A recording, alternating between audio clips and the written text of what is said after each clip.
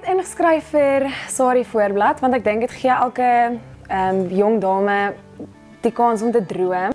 Ek voel baie spesiaal dat ek ingekom het. Dit is vir my 'n groot geleentheid.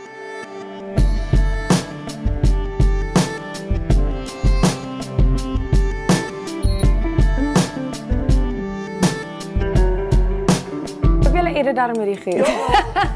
As ek iets simpel sê.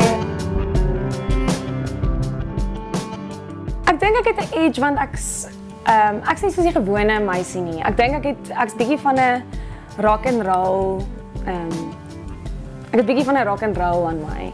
Ek's nie girly girl heeltemal nie.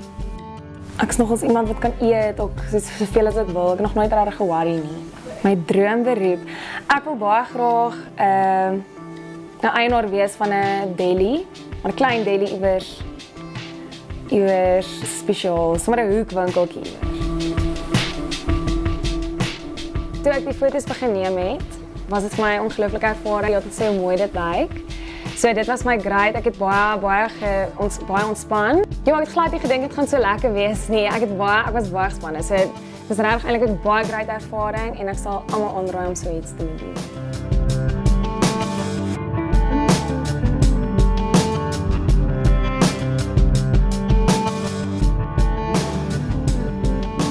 As iemand wat my hart op my mou dra, want mens moet wys wie jy is, anders wie is jy dan eintlik? So ja, net myself wees en wys wie ek is en nie bang wees om myself wel buite te sit nie, ek dink.